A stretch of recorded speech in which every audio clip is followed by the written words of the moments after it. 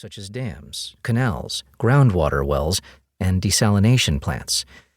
Others rely upon large numbers of smaller devices, such as drip irrigation tubing that delivers water directly to the roots of a plant, or washing machines that need a fraction of the water used by their predecessors. And some solutions require no new equipment. Many water crises can be solved through better policies and laws. Understanding the limitations of each of these approaches and the ways that they can be used in concert will be critical to making the right decisions about how to respond to water crises in the coming decades. There is no simple formula for solving water crises, but seeing the connections among seemingly disparate problems is a powerful means of bringing about change. Because our minds crave organization, I have divided the world's water challenges into 6 distinct crises. This shorthand notation provides a convenient means of sorting out responses that are likely to make sense in communities with different economic conditions, geography, and politics.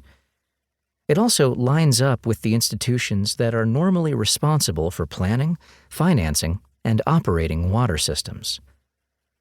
The decision to depict water problems as crises is also a simplification. By emphasizing the critical period when change comes about as existing approaches fail to meet pressing needs, it is possible to gain insight into the attributes of successful solutions. But for every place that faces a water crisis, it is possible to find communities that managed to bring about change without reaching a point that can be characterized as a crisis.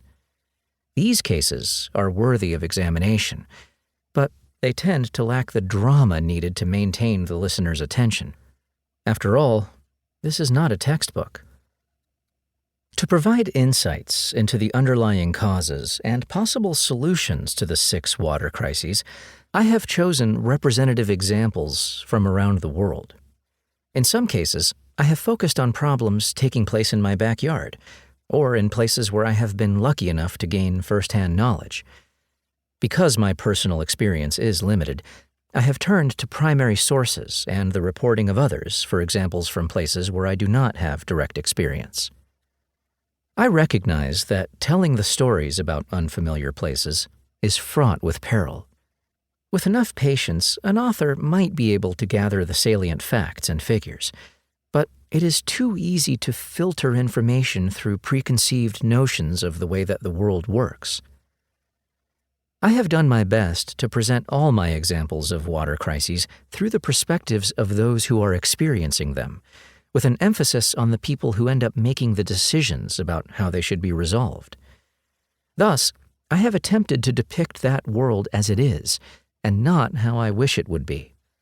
I do not intend to preclude the possibility that perseverant people who are currently shut out of the decision-making process can bring about change.